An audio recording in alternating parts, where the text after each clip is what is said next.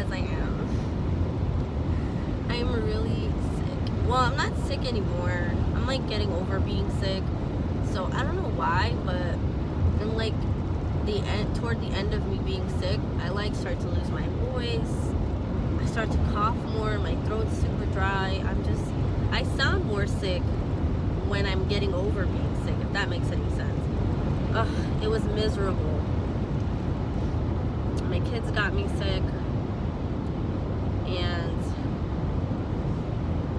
it was miserable. So, as you can see by the title, I wanted to talk about a little bit of,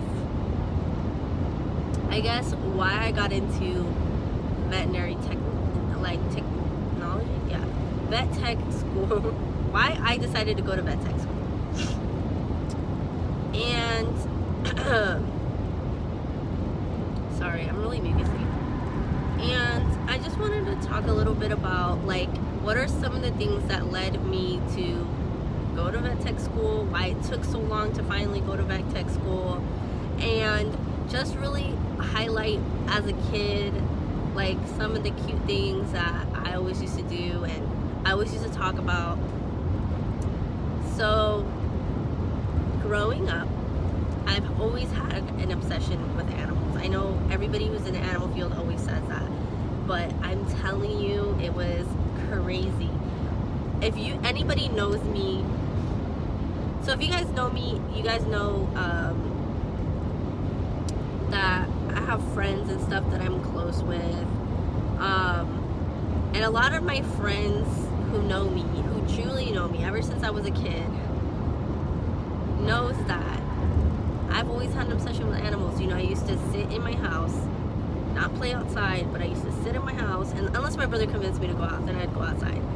But I used to sit in my house and watch Animal Planet. That's all I watched. I watched Animal Planet, National Geographic, and Discovery Channel. Those are like my 3 channels because they all have different shows that you cannot get on the other one. Obviously, and National Geographic just has more like documentaries that I really liked. A lot of the documentaries they have is like wildlife documentaries. They talk specifically about different species and all that stuff. I don't know why, but as a kid I was really into that stuff. I was a weird kid. This is what I'm talking about when I say I was a weird kid.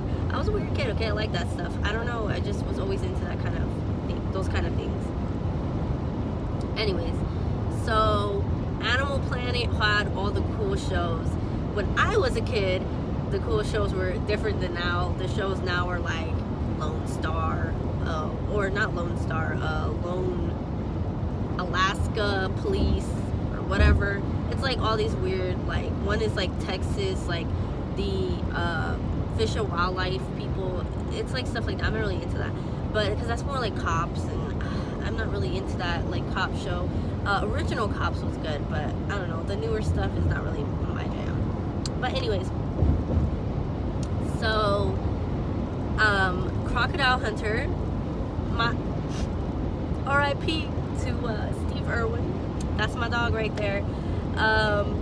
So that was my show, Crocodile Hunter. I freaking love that show. I loved the there's another Steve, I forget his name. Oh gosh.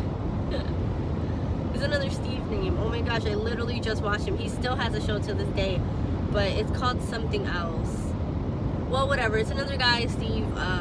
He had a wildlife show that he used to do, and I used to watch him. Meerkat Manor. That's My Baby. It's literally extinct. They don't even have a version of that show. So That's My Baby, I guess maybe because a lot of like animal activists or whatever, was literally about animals having babies. That was it. My brother used to get so mad at me because I would have it on while everyone was trying to eat, and there was like these live births of like whatever animal. So a lot of That's My Baby had people who had dogs that were having puppies, and I guess maybe that's why a lot of people stopped. And it also had those zoos that had babies, aquariums that were having babies. Literally any animal that had a baby could be on that show. Cats, horses, any animal that had a baby could be on that show. So That's My Baby. That's such an old show. If you used to watch That's My Baby, please write in the comments below. Let me know, because I feel like I was the only person to ever watch that show. Me and my grandma, because she loves Animal Planet too. She still to this day loves Animal Planet. Just got cut off on a dick. Pardon my French. But yeah, so That's My Baby. That was my jam. I said Meerkat Manor. I think I said Meerkat Manor, but yeah, Meerkat Manor. Man, I can't remember. There was a lot. I literally lived and died for I think it's called Crufts now, National Championships. It used to be the Eukanuba National Championships, or maybe they're different. I don't know. But I used to watch the National Championships for the dog shows. I used to watch every year, because it's once a year. I used to watch those, and I would watch the agility. I don't know why, but I like that stuff. But yeah, I watched that, and they still have it to this day. But at Animal Cops, I used to really watch the Animal Cops Houston. That was a really popular one, and they added different ones too. They added Phoenix after a while, but Animal Cops, Brooklyn. I think it was Brooklyn. I know it was New York. Oh, Detroit. Animal Cops Detroit, which was in Michigan, and they had Animal Cops Miami. They pretty much had Animal Cops like the major cities, you know. So I used to watch those. They still play reruns of that stuff. And then a few other ones. Like, they used to have different shows that were seasonal, that would come for like a time of the year. So they would do like different, obviously the ones where they would follow like migrations. Oh, Big Cat Diaries. They still play it, but Big Cat Diaries is seasonal, so they only had so many episodes, because these people, literally most of them are flying from England. They fly all the way to Africa, different preserves, follow these big cats for like 3 to 5 months or something like that, and then go back home, and then they'll be home for like a year or something, or 6 months, and then go home for a year and come back. So they won't see these cats for like over a year or something, or for a season, I forget, and they'll come back. And yeah, so that was on for a long time, and as a matter of fact, I think it's still on, but I don't know if they're still doing new seasons. So it's like reruns. Good times. They had some good shows on there, man. But yeah, now it's just like, you know, it's alright. I still watch it. I like Dogs 101 and stuff. Well, anyways, I'm kind of ranting. So as a kid, I was a real weirdo. I was obsessed with people's dogs. Like, we had some pretty cool dogs in our neighborhood growing up. I moved a lot, so I've been to a lot of neighborhoods. But there was this one specific neighborhood that we lived for a while, and a lot of my neighbors had dogs, and I used to, I mean, it is frowned upon, so don't like go and do it. Disclaimer, don't go into people's homes. But anyways, so I think I already talked about this in another video, but I used to like go into people's backyards and play with their dogs. But I actually got something out of that, because eventually people were like, don't go in my backyard. Yeah, that's weird, but come knock on my door and let me know. And we'll let you play with our dog or do whatever. Well, by doing that, I actually ended up making friends with the lady across the street from me. She was pregnant at the time, and she had a toddler. So she asked me, she said, police reported ahead. She said, hey, for a couple of bucks, or, you know, just for fun. I don't even think she paid me, to be honest with you, so it wasn't that. No, I think maybe she gave me a couple dollars or some snacks or something. But she used to have me come over, and she had a huge English yellow lab. If you don't know the difference between an English and an American style, the difference is that labs, like, the structure is a little bit different. So when they say English, it just follows more of like the UKC standard. than the AKC. The same with German Shepherds. It's just like the standard's a little bit different. They're a lot more, I feel like English version of dogs, I feel like they're a lot more bulkier and broad.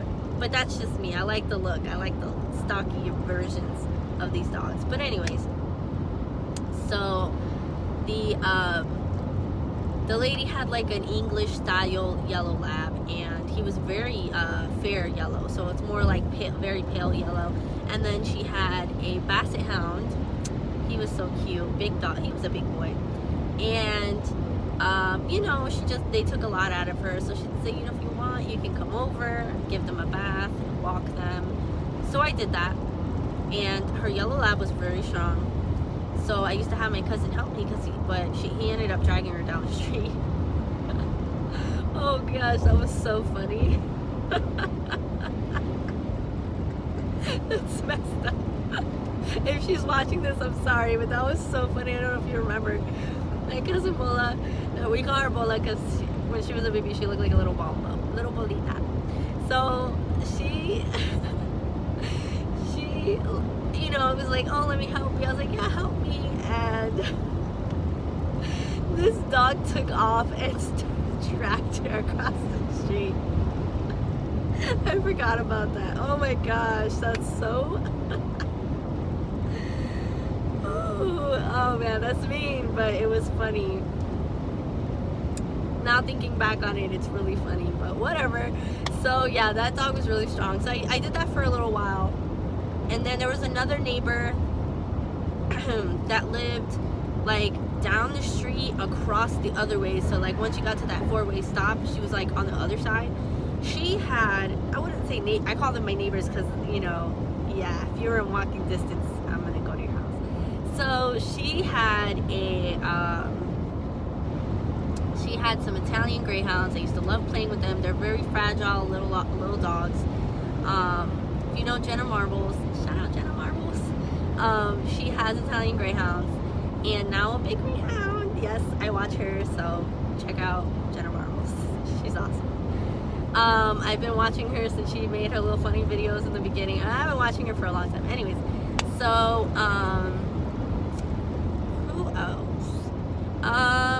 I would say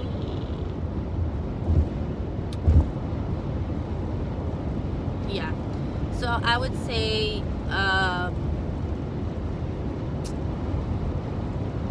what was it?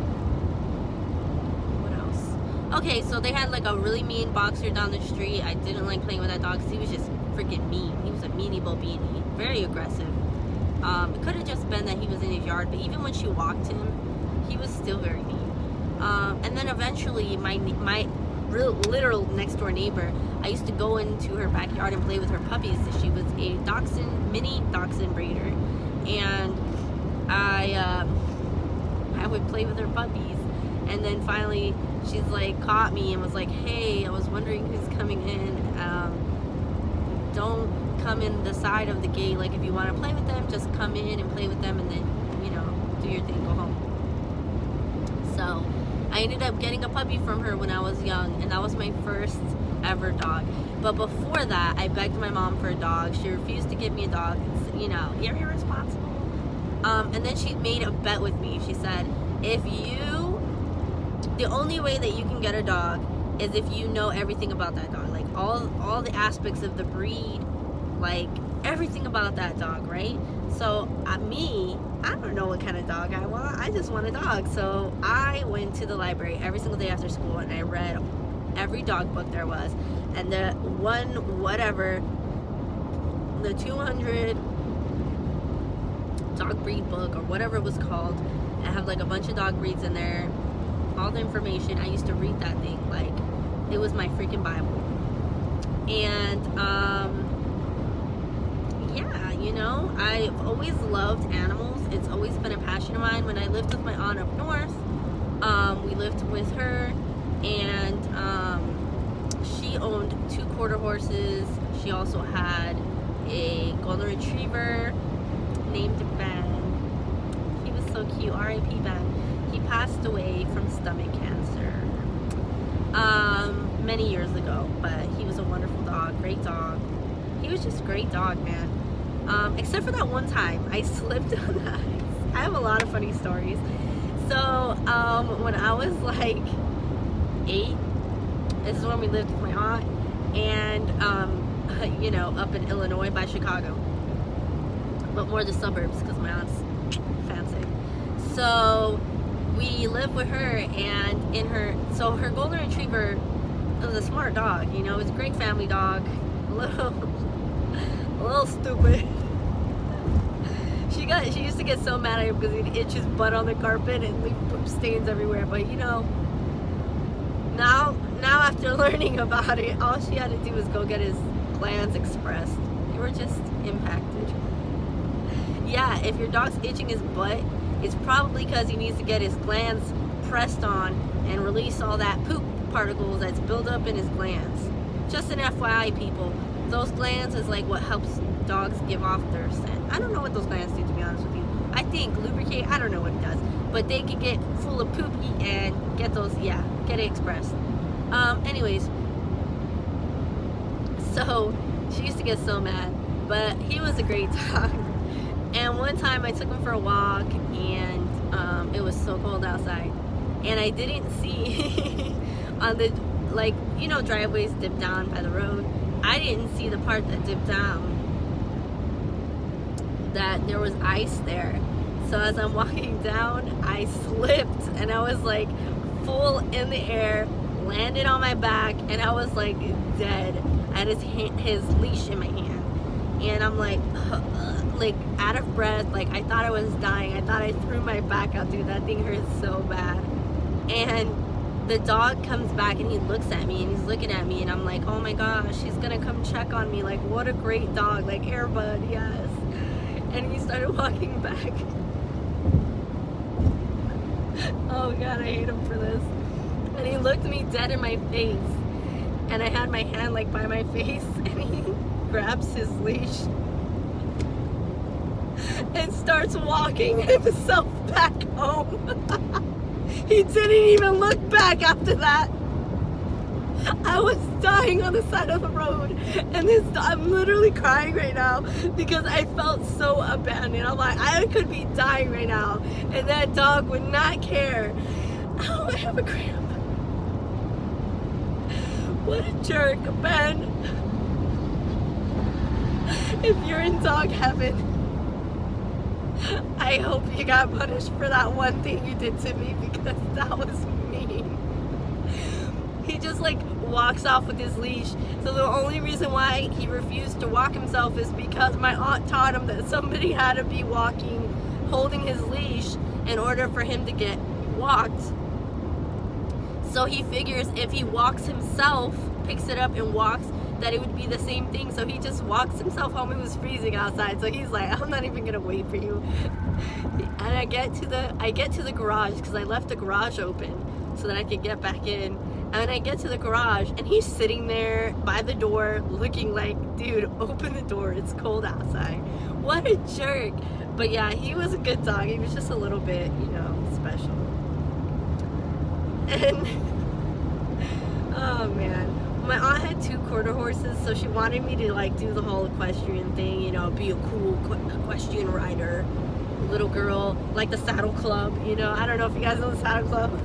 That's another show that was really cool. I don't know if it was on Animal Planet though. No, I think it was like Discovery Kids or something. I don't know. Well, the Saddle Club, yeah, she wanted me to be like that because she didn't have any daughters, so she's like, she only had boys, 2 boys.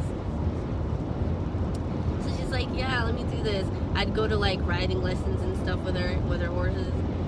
So anyways, so one of her horses was a mare. Dude, mares are mean. They're not mean. Okay, let me.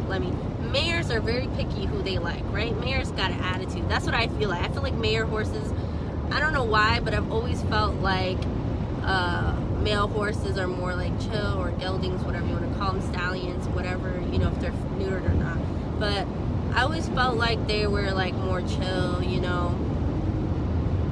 So my aunt's horse, I don't know if he was a gelding or a stallion. I think he might have been a gelding, like neutered. I don't know though. I never asked her, and I never checked down there. So I just knew he was a boy. So Scout is his name. He was a great horse. Sabrina was her other horse, and oh gosh, he was a great horse, but she was mean and she hated me. She loved my aunt though, you know, it's her person. So yeah, she hated me, and my aunt, after riding lessons, she used to make me like give them a carrot, and when I gave them a carrot, every time I'd go to give her carrot, she'd kick the stall. Like, she was just mean. She'd kick the stall and scare me. So eventually I just got tired of it, and I was like, I'm just not gonna give her a carrot today. I'm not gonna do it. Like, that. And so I decided not to give her a carrot. I went to go give Scout his carrot, and I gave it to him, and then with her, I was like, I'm not giving you a carrot. So I start walking past her stall, and as I'm leaving, and she reaches out, like, she runs to the end of the stall where it was open, sticks her head out, and she grabs my jacket, like, bit onto it and pulls me back and looked me dead in my eyes. Like, me and her were like face to face, and she's like, give me that freaking carrot. And I grabbed the carrot and I threw it in her stall, and like, she ran after it, and I took off. I was so scared. I was like, legit, I thought I was gonna die. So before I started riding Scout, my aunt wanted me to ride this pony, a smaller, you know, actually no, I don't think she was I did ride no, she was a pony. I don't know, maybe she wasn't, I don't know, but she was like a pinto, but I think she was a pony. I don't know, but her name was Millie, and she was a great horse, but man, was she food driven. So when she would get whoever was there, I think she knew my aunt because she let me ride her. So, but we'd take her back to her stall, and she would jet off. Like, you'd have to take her harness off before the door, that way when you open it, and I was an idiot and I forgot, and I still had the rope stuck to her, the harness. So when I went to unclip her, she took like off on me because I opened it, and she saw her food, and she stomped on my foot. Listen, it doesn't matter how big the horse is, that thing freaking heavy, and that thing hurts. So that thing hurt, and I legit thought she broke my foot. I mean, I had riding boots on, but it doesn't prevent the pain. I'm pretty sure I broke my foot, but I didn't say anything. It was whatever. It was bruised for a while, but whatever. I mean, it is what it is. So that thing hurts so bad. I was like limping. She's like, what happened? I'm like, she stomped on my foot. Yeah, that's what happens when you don't listen. So, oh, and I had a really big thing about rescuing animals. So one time, you know, I used to like rescue a bunch of lizards. My mom used to get so mad at me. I found a tortoise one time, and it ran away. She's like, oh, it must have ran away. No, y'all let it go.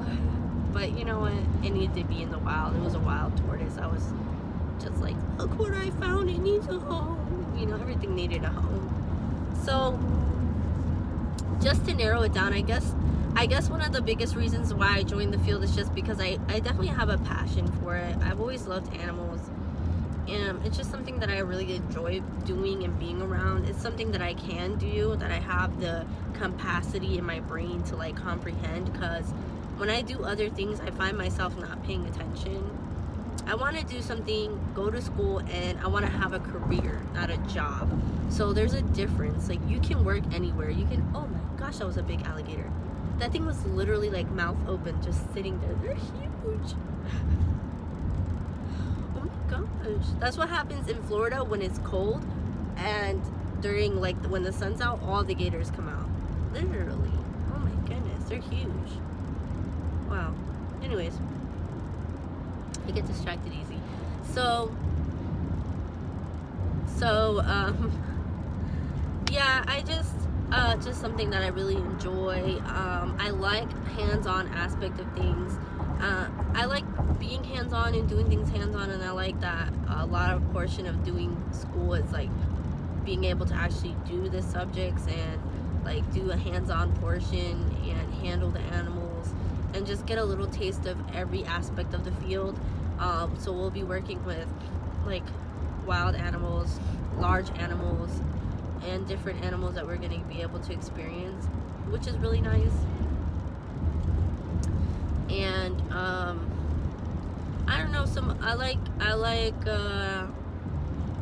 and I guess what took me so long to really get into the field was the fact that I was just trying to I didn't have time, with the kiddos, and I guess I was just trying to discover maybe I like something else.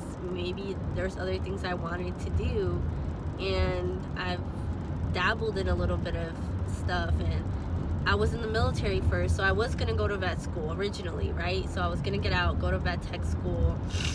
Actually, I wasn't even gonna go to vet tech school. I was actually gonna go and get just my AS, and then, which this is a form of an AS, but it's specific, it's specialized. I'd really be getting, it's like specialized, yeah. So, but this is basically, it's the same thing.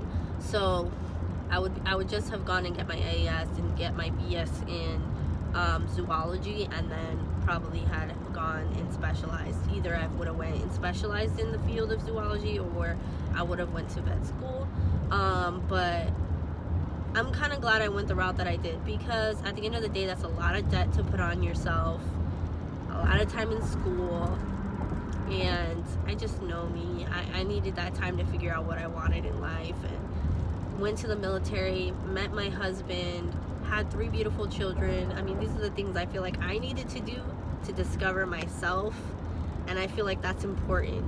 Figure out what you want in life. It doesn't matter what steps you go about doing it, and then do what you enjoy doing. Go to school and then discover yourself. Travel for 8 years, who cares?